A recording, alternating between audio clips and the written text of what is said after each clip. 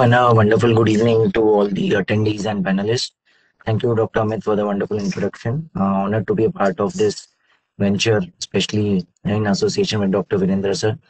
So, on a very quick note to start off with, as an introduction, Dr. Virendra sir, can you please explain in brief about what is this UFE, uterine fibroid embolization? What is the procedure? Who is an eligible candidate for UFE? And who is a doctor licensed to perform this procedure? Yeah, so thank you, Dr. Amit and Dr. Gaurav Galwani. It's really a privilege to be here. Now, your question has three parts, so I would like to answer it accordingly. So, what is UFE, which is a popular nickname for the procedure, I would say? So, the name itself is self explanatory: uterine fibroid embolization. Uterine is uterus, fibroid is the fibroid of the uterus, which is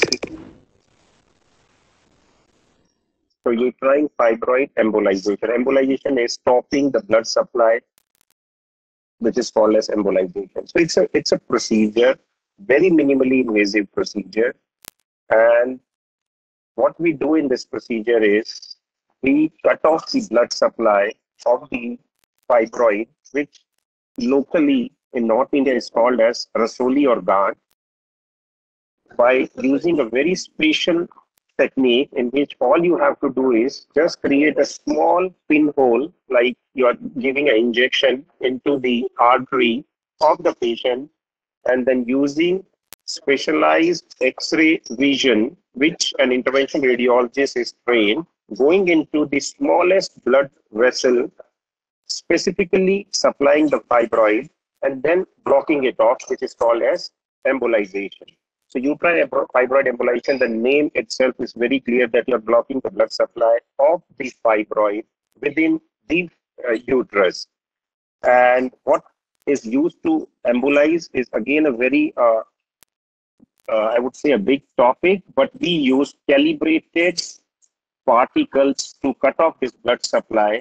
And what happens when a water is basically cut from a farm, the crops won't grow or they may die. So it's similarly the fibroid doesn't get the blood supply and it shrinks, and over time it is an inert thing, decreases in size, and it won't cause the symptoms such as pain, excessive bleeding, irregular bleeding, or pressure symptoms on the bladder or constipation. So that's the, in nutshell, uterine fibroid embolization. Now, the second part of the question is very important. Who is basically licensed to perform UFE? So in a country like ours, it's a big debatable topic that who is licensed, but I will tell that the right person to do this procedure is an intervention radiologist. So he is a bit different from a general or a diagnostic radiologist. Here, he has done a training in general radiology, and then he has done, or he has the skills to work under a live X-ray with a minimally small catheters, tubes, guide wires to go into these tiny vessels and embolize or cut off the blood supply. So this is one small procedure within his domain. So the right person or the trained person to do this UFE procedure is an interventional radiologist or specialized radiologist who is meant to treat the disease. Thank you. Thank you for that insightful and detailed answer, sir. So, as we know by theory and by literature that uterine fibroid embolization is supposedly very good, low, faster recovery, low, early, better outcomes, better cosmesis. Even by our practical experiences, we have seen it.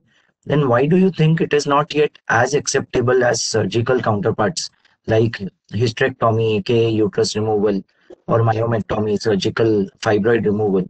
So even when you study or see the educated class, most of them end up going for a hysterectomy rather than getting a UFE done, despite all its advantages. So what is your take, sir? Why not as approachable, as popular as the other options? Yeah, Dr. Gaurav, this is a very, very nice and very practical question or a challenge which we face in our day-to-day practice.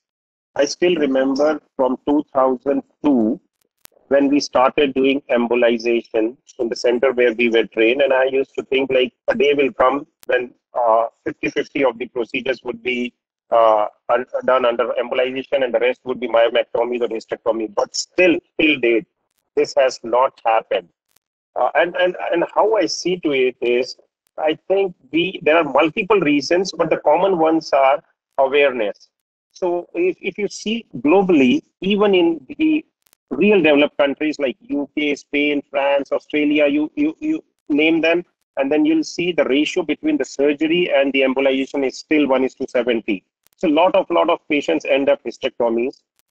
So in a way, when you see surgery is performed from, I'll say like 300, 400 years ago, they started doing all these hysterectomies and there were advancements. So still 30 years down the line, embolization started. It is still in its infancy. And the intervention radiologists are trying hard. The second thing is the primary patients go to their gynecologist, and a lot of gynecologists still who didn't have this procedure in their curriculum haven't accepted it till date as it's an alternative or at par procedure with myomectomy, and definitely better than hysterectomy for patients who don't have any contraindications. Even if you look at the surveys done by developed countries, the Society of Interventional Radiology all came to a conclusion that awareness is lacking, and a lot of patients who even went for fibroid embolization, they never heard about the procedure by their gynecologist. And I can tell my personal experience, like 99.99% patients who underwent embolization will tell to me, sir, I don't know why my gynecologist or my primary physician never told me about the procedure. And then finally, I did some Google business and then came to know about this. So I think awareness and lack of procedure guidelines, there are multiple reasons for that, Gaurav. Very insightful statistics, even from the developed world, sir, at the same time surprising. So, since we now know the root cause that there is a lack of awareness, definitely amongst the patients predominantly, but also maybe among the referring physicians. So, what are your suggestions? How do we increase awareness amongst these patients as well as the gynecologists so that this procedure becomes better accepted and there are more referrals for UFE for the valid candidates? Yeah. So everybody is working, I think, for that. Even the international societies, the national societies, even at the hospital levels, including you and me, we all are trying to increase the awareness. So that is one way. In today's world, we have great platforms like Twitter, LinkedIn, Facebook, Insta, YouTube. So creating an awareness, creating good lectures, telling the advantages is one way to basically take this procedure near the ear of basically the needies. Then, when we work in a big hospital like yours or mine, there should be a multidisciplinary discussions. When a patient comes, the gynecologist, the intervention radiologist, and those who are involved in treatment of fibroid or the patient should sit together, and then they should go through the flow chart and which procedure suits best for that patient should be taken.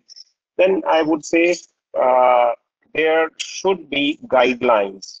So guidelines are very important. They are the important journals from gynecology side, the Green Journal, SIR, ISBIR, they should come up with consensus and guidelines, and this should be circulated among general physicians, gynecologists, interventional radiologists. This is how I see to it to increase the acceptance for UF.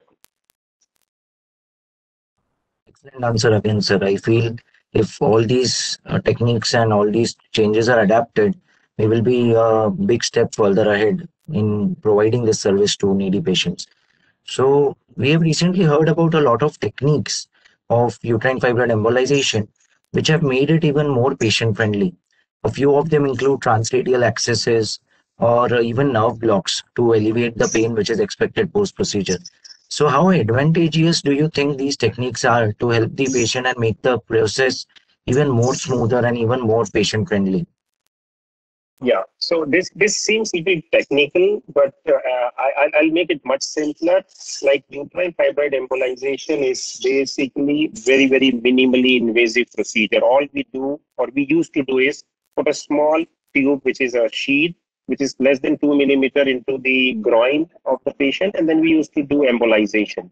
The only downside of this was immobilization. The patient was unable to move for 6 to 8 hours in spite of putting closure device and all that. And then post-embolization syndrome, the pain starts 4 to 8 hours and it peaks. So that was a kind of real discomfort. So these two things were troubling our patients. Now with the advancement, with the new brain, like you, I mean, a lot of new intervention radiologists, uh, sharp minds, I would say, I'll credit to you guys that they came up with more advanced techniques. So now we have, with the help of the industry, definitely, we have very tiny sheet or tiny tubes which can be placed in the hand or the radial artery of the patient. You go ahead, the longer catheters are available from Terumo, from other companies. You can go right into the artery supplying the fibroid, embolize it, take the sheath out, so there's no need to put a tube in the groin.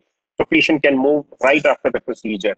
Regarding the pain which used to happen, so now you under we being an intervention radiologist, a needle is placed, and then what we do is we put some local anesthetic, some painkillers, some mixture, and anesthetize the nerve endings which are supplying the region of the fibroid. So what happens is that will take good care of next 8 to, I would say, 12 hours, and the patient is kind of pain free. And if it is so, the patient can why not go home the same very day or early next morning. So that's the latest advancement. Again, insightful about so many advancements that is helping make the procedure even better. So there is a lot of apprehension about the chances of fertility after uterine fibroid embolization. Literature is arguably not very clear on it. So how do you deal with it practically when there is a candidate who comes to you for UFE and the patient has not yet started her family, and the patient also desires to preserve her fertility, of course.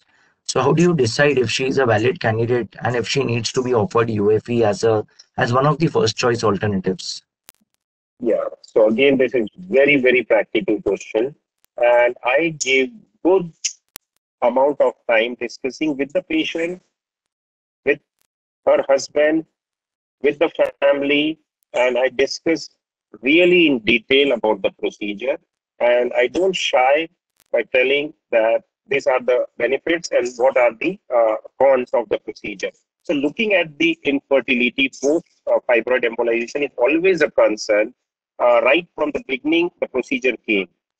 But there are many case reports which have come up that even after embolization, people had successful pregnancies. So basically, it's not total no-no, but you will have to discuss with your patients. Like, for example, even myomectomy is not risk-free. So there are multiple fibroids in the uterus. If a gynecologist or takes out laparoscopically, for example, multiple fibroids, all he has to do is not give incisions over the uterus at multiple locations, sew it. So basically, what he is doing, he is putting multiple scars on the uterus, which will definitely distort the shape, and that itself is enough to cause infertility. And similarly, when we go for an embolization, we cut off the blood supply. So there could be some scarring. The ovarian function may be affected, but over time, as uterus and the ovaries have multiple collaterals, they take over blood supply. And that's how I explain my patient. Definitely, there could be a risk, but the best option for you guys could be myomectomy. If there is a single well-defined lesion intramuscular, you can go ahead with myomectomy. But if there are multiple, even myomectomy won't be successful. So each patient is different with different kinds of location, vascularity. So we being again a diagnostic and then followed by intervention radiology. I would say our training is definitely helping us. So we can diagnose it, we can see the vascularity, we can see the location. So intervention radiology plays a very crucial part in deciding what would be the best for that particular patient, and it is definitely better than going for an hysterectomy. So that's how I explain my patient. And if the family or the patient agrees, then we go ahead, even with the risk of theoretical risk of infertility. And I can say with my experience, I have many patients, young patients, who have undergone embolization had successful pregnancy. So that's how I counsel my patients. It was really an educational and learning experience for me, and I'm sure a lot of attendees and physicians out there will benefit a lot from these answers. Nothing less what we expected from someone of your caliber and experience. So thank you so much, sir, for those wonderful insights, wonderful explanations. That, but still in a very practical way for to be easily understood. So with this, I hand over the forum again to Dr. Amit so that we can close the session. Thank you, Gaurav. Thank you, sir. Let me see if there are any questions as well, Dr. Gaurav. I think one which I'm getting is that at the time of pregnancy, since there are fibroids along with the pregnancy, right? So how is this procedure safe, or should it be managed through hormones? I think that is the intent of this question. I think Gaurav, you can answer that, please. So, yeah.